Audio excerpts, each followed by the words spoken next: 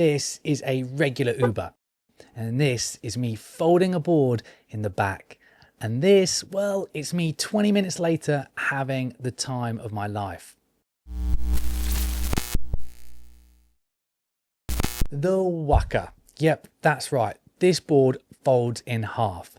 All right, make no mistake. Going into this, I wasn't expecting much. In my head, I'd already lumped this into the inflatable board category. You know, the type convenient for travel, but not really designed for performance in mind. Maybe a little bit beginner focused. And for me, I'd always rather take the hit with excess baggage and the hassle to have a proper performance board at my destination. Well, that was my mindset, and oh, how wrong I was.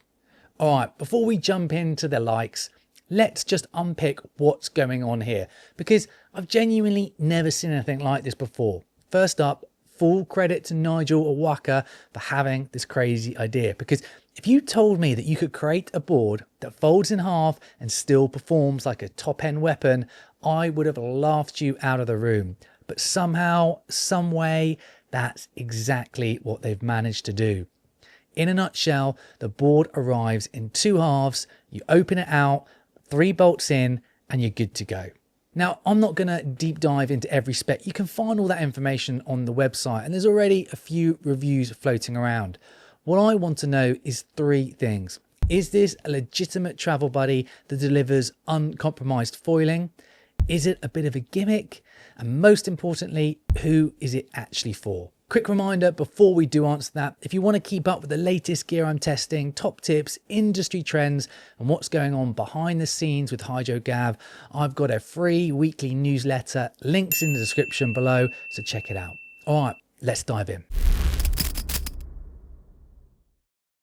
When this board arrived boxed up, you genuinely do a double take. You're thinking, how is this possible? It's supposed to be a 6.6 88 litre board, yet it's sitting there on your doorstep looking like a piece of IKEA flat pack furniture. Now, I'm pleased to report that that's where the similarities stop, because this could not be further from the cheap flat pack gear. Out of the box, you get a genuinely high quality purpose-built travel bag with proper straps and carry options that actually make sense for once.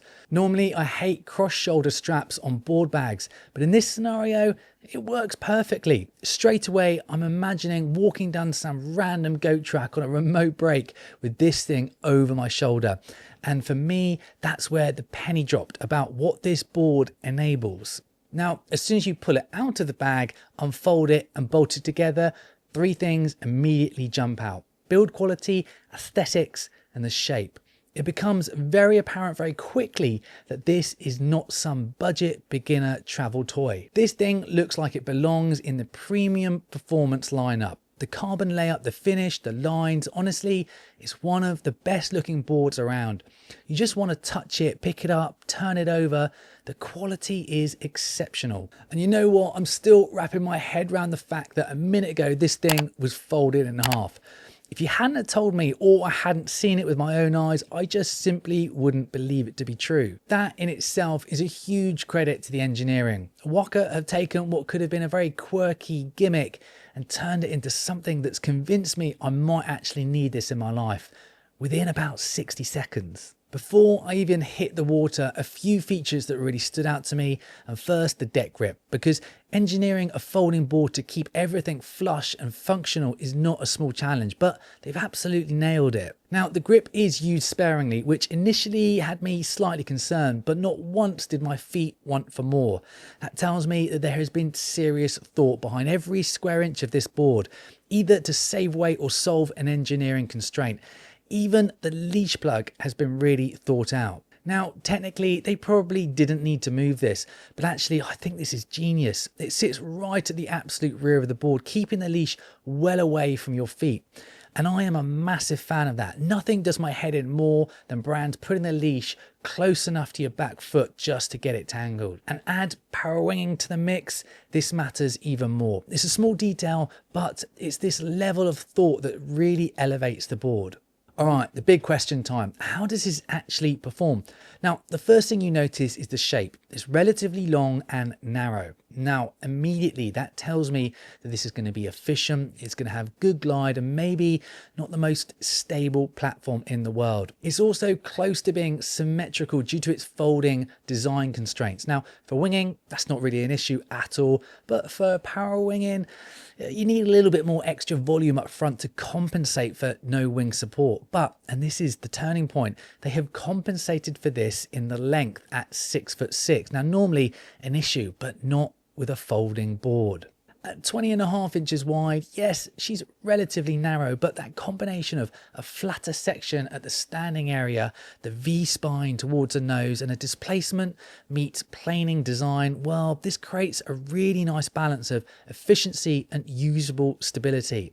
This is definitely my design preference, and it leads heavily towards performance and efficiency. And let me be clear, this is not a beginner board. They didn't dumb this down. I think this fits firmly in the intermediate to advanced performance category, which really surprised me, but something I'm personally really happy with. Thanks to that longer waterline length and the efficient hull, the 88-litre WAKA gets on foil seriously well. It's quick through the water, it releases cleanly and skips off the surface beautifully. There is no weird, unpredictable sticking or unexpected direction changes. Underfoot, it feels solid and composed, and when you start pumping, whether that's to accelerate or connect bumps downwind, the energy transfer is direct and predictable. Yes, it's slightly heavier than my usual board, but on the water, honestly, I barely notice. The swing weight is well managed, and once you're flying, it feels like a proper performance board, which is kind of mind-blowing when you remember that this board folds.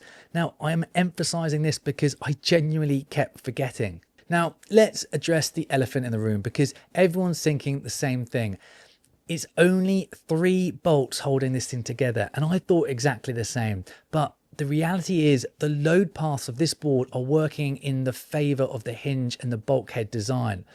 Unless you somehow stood with both feet directly over the joint and jumped like a lunatic, which I think is actually impossible, the forces are distributed exactly where they need to be. And in real use, there are no creaks, no movement, no weird noises. At no point did I feel any lack of structural confidence, and enough for me to do a legit offshore downwind run. It just rides like a normal high-end board, so huge credit to the engineering team for that. All right, I've left the best one till last. Now, yes, the obvious win is travel, and I'll be properly testing that later this year when I take it to Lake Garda in Italy with the family. Now, on a side note, if anyone has been, please drop location tips in the comments. It'll be my first time there and I hear epic things. I really want to know if you can power wing there and if the bumps are actually rideable. Anyway, I digress, because where this thing really blew my mind was uber downwinding with a couple of power wings. Now, I'm not even joking. This has opened up a completely new session style for me. Now, picture this: board folded in the back of a normal Uber car, 12 buck Uber up the coast, pull up, bolt it together, hit the water, get off on the power, and you're off riding the bumps back home again. I was giggling like a school kid. I didn't even know I needed this, but now I've done it, there's absolutely no going back. Okay, let's not get carried away. Now look, as impressed as I am, when you design a board that folds in half, there are inevitably going to be a few compromises. So let's unpack some of those. First thing, and this may seem petty, but I think it's worth mentioning, the finish on this board is absolutely immaculate. The exposed dark carbon looks incredible, but the flip side is that it does tend to show marks pretty easily. In fact, if you look at it funny, it scratches. Now, to be clear, this is pretty cosmetic. I've seen no signs of actual structural issues or anything like that. It's just one of those high-end finishes that will definitely pick up light scuffs and scratches if you're a bit rough with your gear.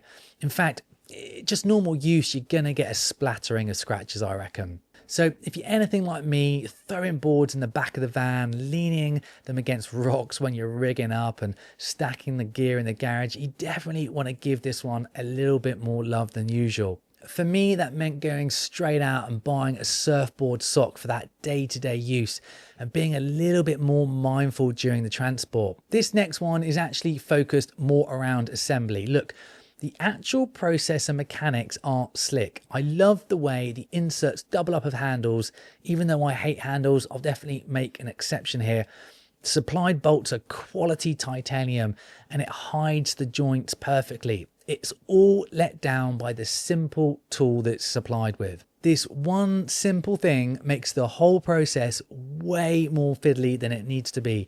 And when everything else is so well thought out and polished, this was a bit of an oversight in my view. Now, you know what? It's also probably the easiest thing to fix too, considering the engineering challenges this project would have presented. Now, out of curiosity, I grabbed my Armstrong tool, which is slightly longer and easier to handle, and the whole process immediately felt smoother and more confidence inspiring. Honestly, I think something as simple as a slightly longer shaft or indeed a small ratcheting tool would have completely transformed the user experience here. All right, the last one and probably the most obvious as soon as you pick it up, the weight.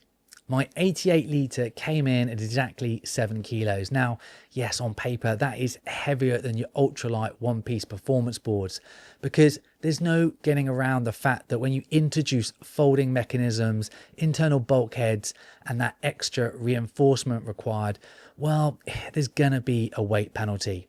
Now, that all being said, when you zoom out and you look at what this board enables, fitting in the back of a normal car, jumping in an Uber for downwind runs and traveling without the excess baggage stress, well, I think that this weight sits firmly in the fair trade-off category. So would a lighter board be nice? Well, of course it would. But based on the current design and the structural confidence that this thing delivers, I think WAKA have struck a pretty sensible balance between durability, stiffness, and real-world usability.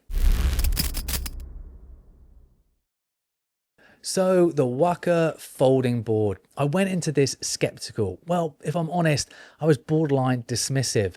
But the moment I pulled it out of the bag and bolted it together, the excitement levels went through the roof. And once I started exploring the real world possibilities, especially with power winging and Uber downwind runs, well, I'm a massive fan of this thing.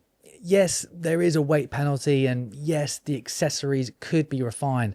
But the big story here is simple. This thing performs like a proper high-end board, and the fact that it folds in half whilst doing that, well, it still blows my mind. I can't wait to see where this takes me next. If you've got any questions about the WAKA, drop them below. And if you want the full travel test when I take it to Lake Garda later in the year, well, make sure you're subscribed. Don't forget to jump on the free Hydro Gav newsletter.